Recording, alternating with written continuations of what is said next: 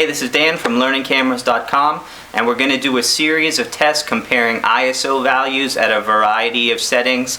We're going to take a look at some outdoor, some indoor shade, and also some just pure indoor lighting, and take a look at how our grain and low noise or noise looks at various ISO levels.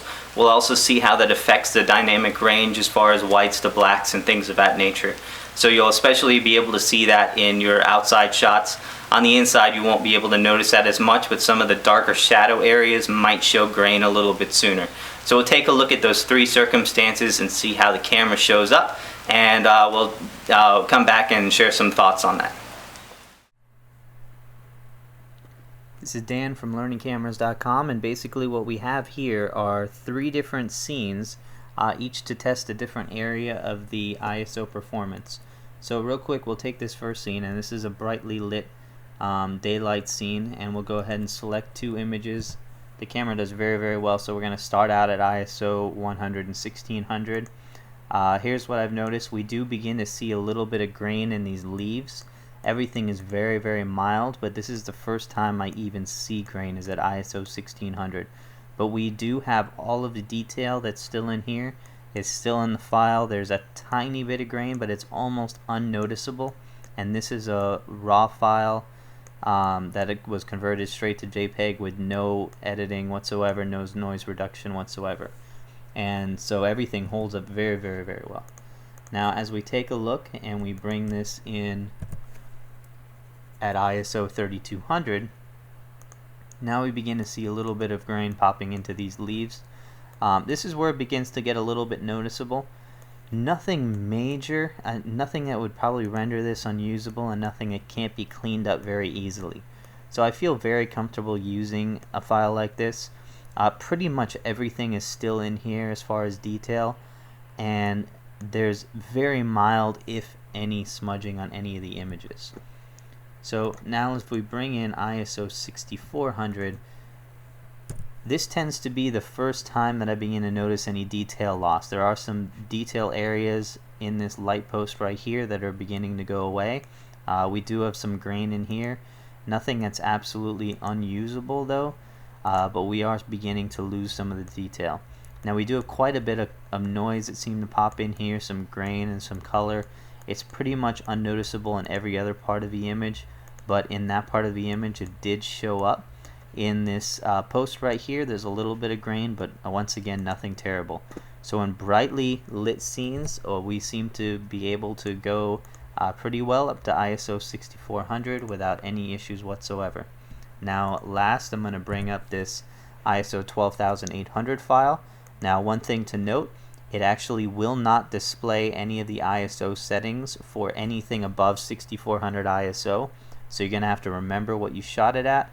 This could be an issue if you do filters or like apply certain levels of noise reduction for certain types of ISO files, but nothing tracks the ISO value of anything over 6400. Now we begin to lose some detail in some areas here. Nothing really is showing up inside this post. We do see some grain in here. This would be usable in a pinch. Once again, in a brightly lit scene, it's very usable, even like this. But we do have some grain in here, but nothing horrible, and overall it looks pretty good in a brightly lit area. Now let's take a look into our second scene. Now in this second scene, we've got the car right here, and this is in a garage, so we have the garage open a little bit so you can see some of the reflections here, but in here we've got some very dimly lit areas.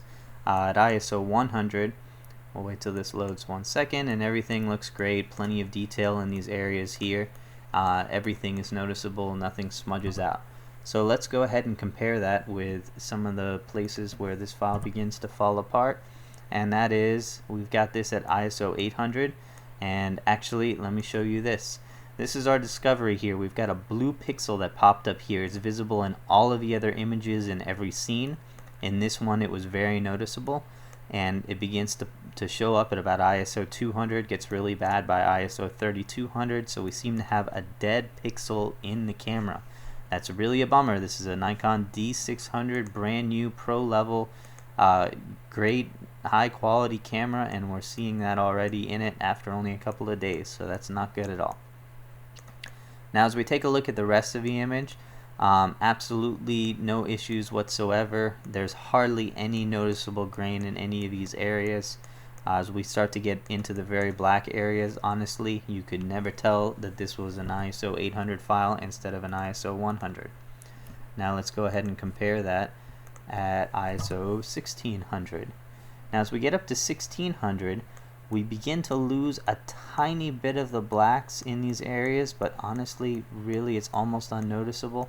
Now up into these lighter scenes here, we begin to see some grain a little bit more obvious, and it's not holding those not quite black areas very well, but still all of the detail is here with absolutely no issues whatsoever. It's holding on to the brights, holding on to the blacks. In some of the dimly lit areas here, we begin to see some grain, and that's really the only issue. Up here we do see some color noise that peeps in at ISO 1600, but only when zoomed in to 100%. Now as we take a look at ISO 3200, we will begin to see a good amount of grain peeping in here. It seems to be mostly color noise is what is the most disturbing, and we start to lose our black levels here. So 3200 seems to be right where we would want to stay if we have to hold on to a scene. We begin to lose some at 3200. 16 is safe. At 32 we begin to lose some areas, but we still have all of that detail in there, and we take a look at that big blue pixel right in there, and it's showing up nicely. And let's take a look now, and we've got an ISO 6400 file, and that blue pixel is still there. We begin to lose a little bit of detail in here. This area is not showing up anymore, and as we take a look at these black levels, they're not black anymore, even zoomed out completely. And as we zoom into 100%, we begin to see that go. So we start to lose our blacks at about 1600. It gets a little bit worse at 3200, and they're pretty much gone at 6400. So I definitely stay under 6400 if you've got to hold on to some of these levels.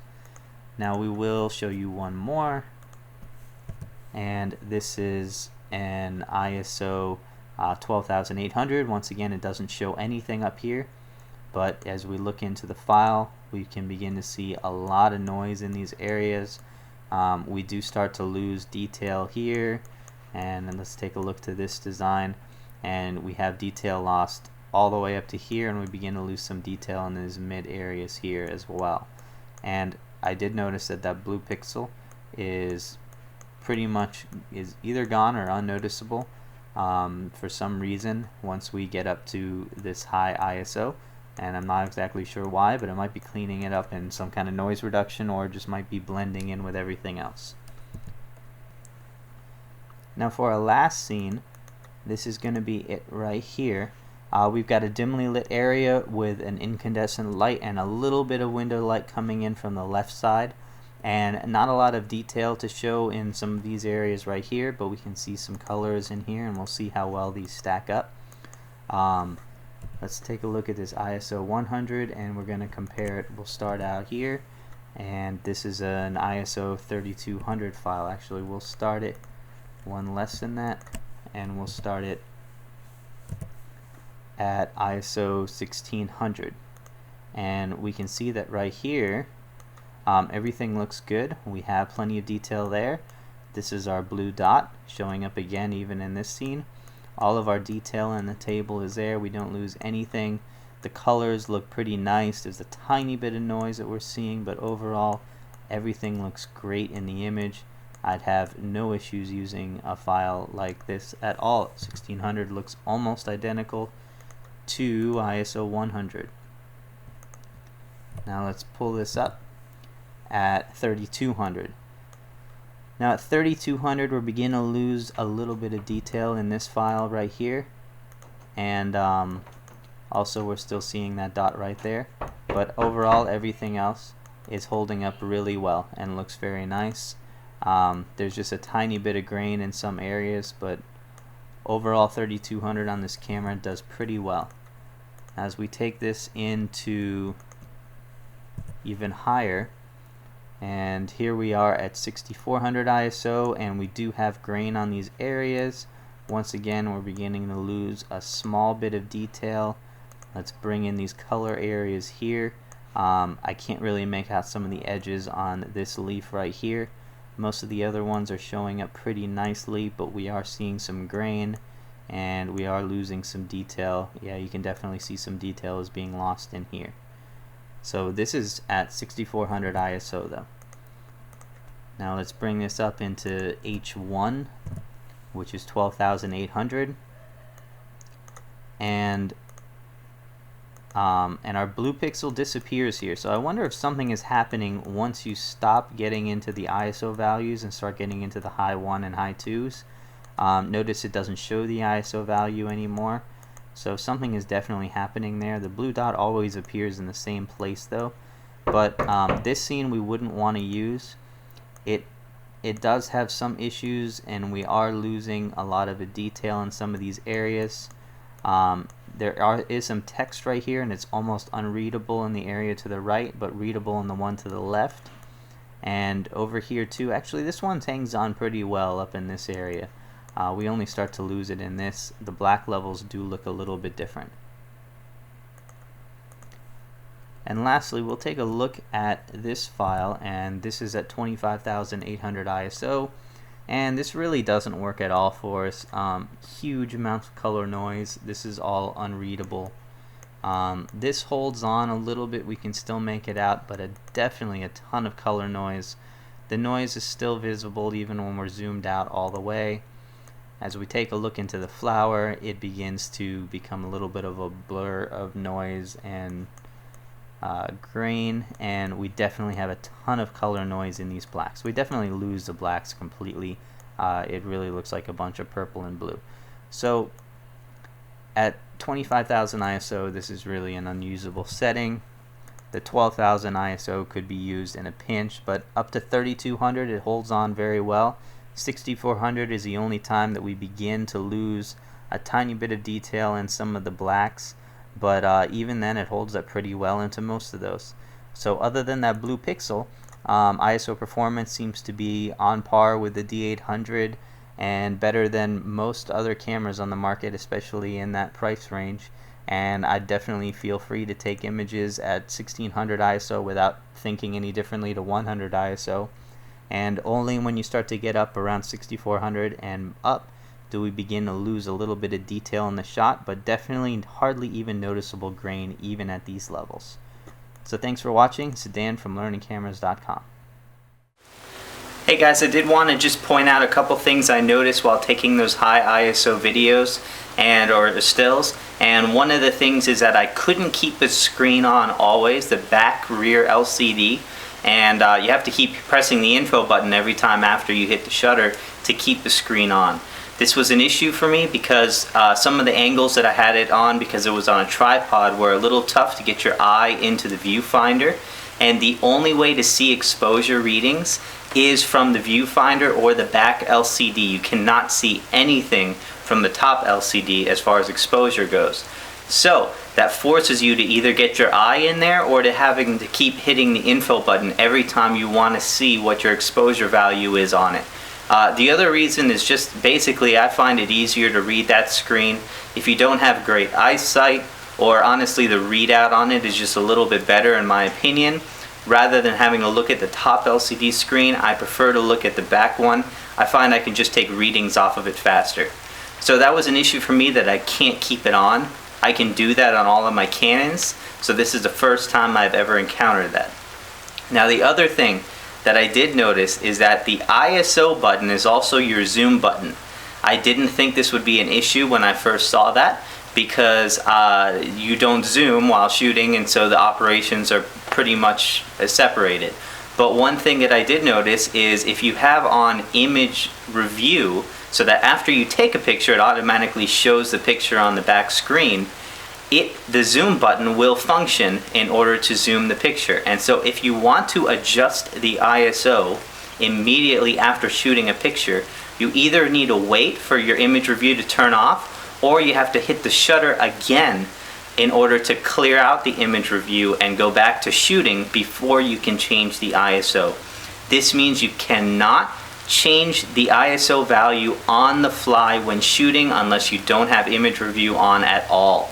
This is a pretty big thing for me. I really don't know why they put the ISO button on the zoom button, given that, once again, I didn't think about this at first because the playback buttons are pretty separated from the ISO buttons.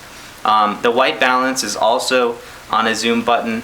Actually, that one's just above the zoom button, so you shouldn't have any issue with that. The zoom in button, I believe, is its own button, but the zoom out button is where your ISO control is. So I really wish they'd either made it an independent button or had made it a button that you don't have to use in normal operation, like the ISO and the zoom.